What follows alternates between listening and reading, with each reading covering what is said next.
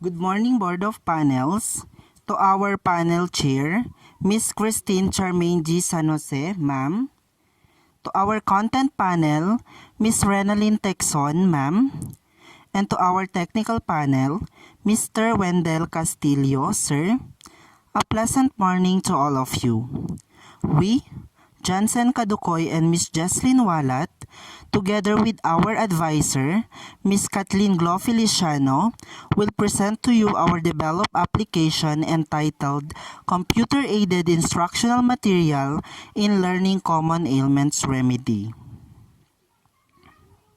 Objectives of this study. The general objective of the study is to design, develop a system computer-aided instructional material in Common Ailments Remedy for the College of Nursing that would provide the students a portable repository of ailments and its home remedy. Number 2, to test the system functionalities. 2.1, Common Ailments Information. 2.2, A to Z Common Herbal Remedy. 2.3, Quick Search. 2.4, Trivia. And 2.5, Quiz. Number 3, evaluate users' acceptance in terms of ISO 924-11 2018 in terms of information quality, usability, and portability. Chapter 5, Result and Discussion. This chapter discusses the results of developed mobile application entitled Computer-Aided Instructional Material in Learning Common Ailments Remedy. It includes the 6 features of the application, its main highlight, and functionalities on different features of the application. It also discusses the results of the gathered information of the researcher during the interview and evaluation of the respective respondents. Number 1, to design, develop a system computer-aided instructional material in Learning Common Ailments Remedy. This image shows the minimalist design of the main screen of the Common Ailments Remedy app on the left. The application has 6 menus. On the right, the number 1 is the A to Z Common Ailments, A to Z Common Herbal Remedies, Quick Search, Quiz, Trivia, and About Us. The application was designed using XML, or Extensive Markup Language, and it was developed through Sublime with the use of Java, HTML, or Hypertext Markup Language, and CSS, Cascading Style Sheet, and SQLite for database. The main function of the application was to provide a portable repository module on Learning Common Ailments Remedy. Number 2, to test the system functionalities, Common Ailments Information for 2.1. The figure shows the list and presentation of A to Z Common Ailments information on the first image and the selected ailment on the second. Using this feature of arranging common ailments from A to Z made the presentation of the topics organized and the user can easily look for the topic. This function of the system allows users to learn about common ailments and its remedy even without internet connection. 2.2, A to Z Common Herbal Remedy. This figure shows the screenshots of how the herbal remedies are listed and presented in the application. The first image was the list of herbal remedies arranged in alphabetical order for a more functional reading. The second image shows the sample output upon selecting one button. This feature of arranging the herbal name from A to Z made also the application buttons organized. This function of the system will allow user gain knowledge about herb's name and its uses. Quick Search. This figure shows how the search function works. The first figure is where a user may enter a desired search inquiry on the application. The second image shows related words on the search word. And the last figure shows the result of the search word of the user. Through this function, the user can easily find a herbal remedy to a certain ailment by just easily typing the common ailment name or vice versa. 2.4 is the trivia. This figure shows screenshots of trivias related to ailments, herbal remedies, and health. The first figure is the introductory of instruction screen for trivias. The second figure is a screenshot of how a trivia is randomly selected from a list and presented with text and sometimes pictures. New trivias will display each time the user taps the screen. Using this feature of the application, the user can gain knowledge that provide facts about common ailments, remedies, discoverers, and other facts regarding medical practices. Quiz. This figure shows the screen of quiz feature of the application. The application is composed of pre-test and post-test. The sets of questionnaire is the same to measure the learning of the user.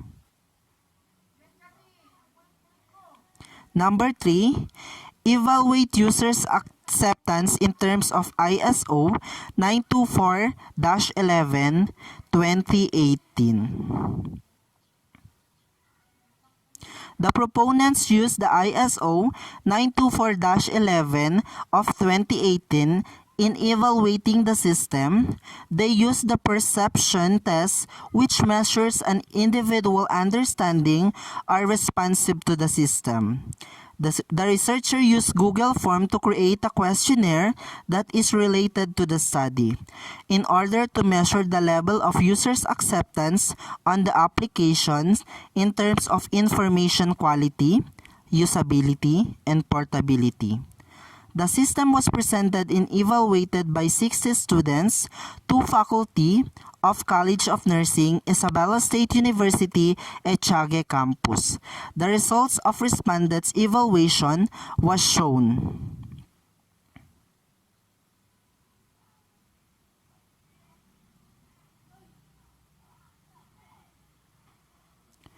Information quality result.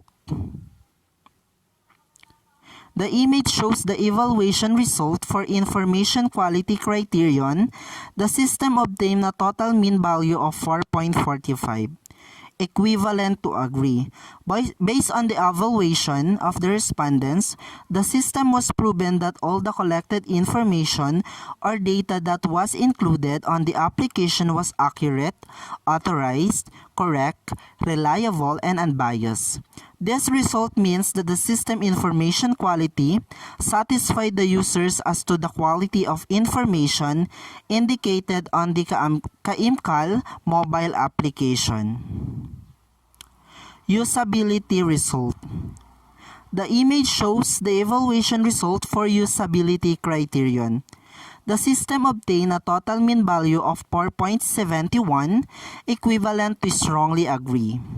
Based on the evaluation, the system is proven to be useful enough for the users in terms of its functional requirements, such as providing respective herbal remedy to a certain common ailment.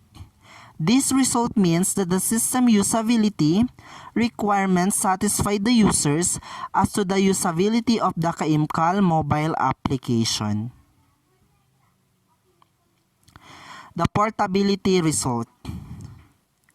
This figure shows the evaluation result for portability criterion. The system obtained a total mean value of 4.4375, equivalent to agree. Based on the evaluation of the respondents, the system was proven to be flexible in different operating systems and can adapt to different environments. This result means that the system portability requirement satisfied the users as to the portability of the Caimcal mobile application. The overall result. This figure shows the overall rating of the application with regards to information quality, usability, and portability.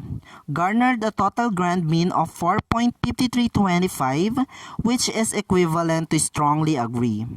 Although the mean is not too high, this is statistically means that in terms of the user's acceptance on the application, the users strongly agree that the application will have a quality information and is usable in giving sufficient information about common ailments and their proper remedies. And the portability of the application is just right.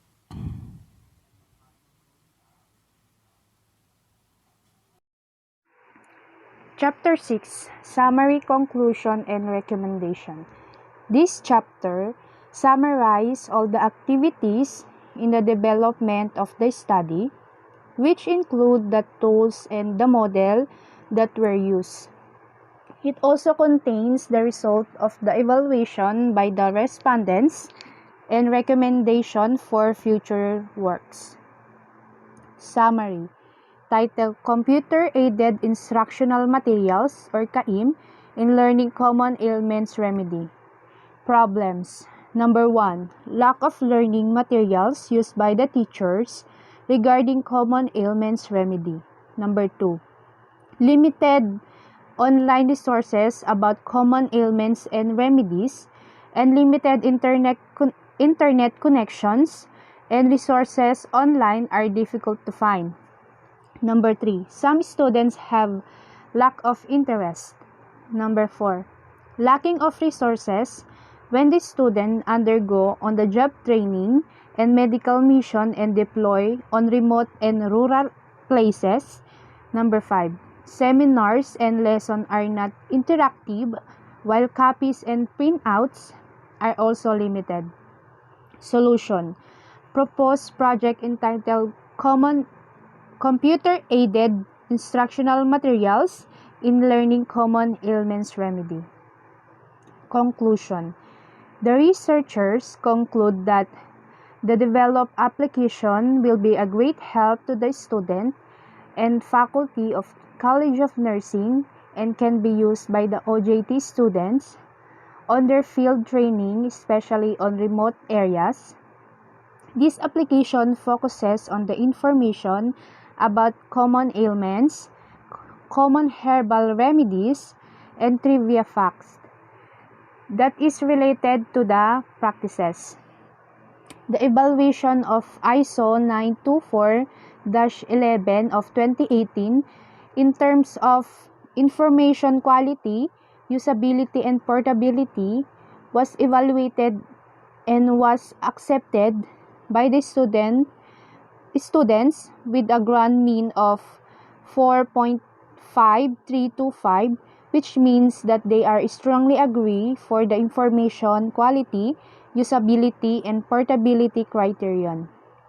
This means that the developed application is acceptable to use by the student and faculty as an instructional materials in learning common ailments and herbal remedy. Recommendation. The researcher recommended that Number 1, an admin account to manage the application content.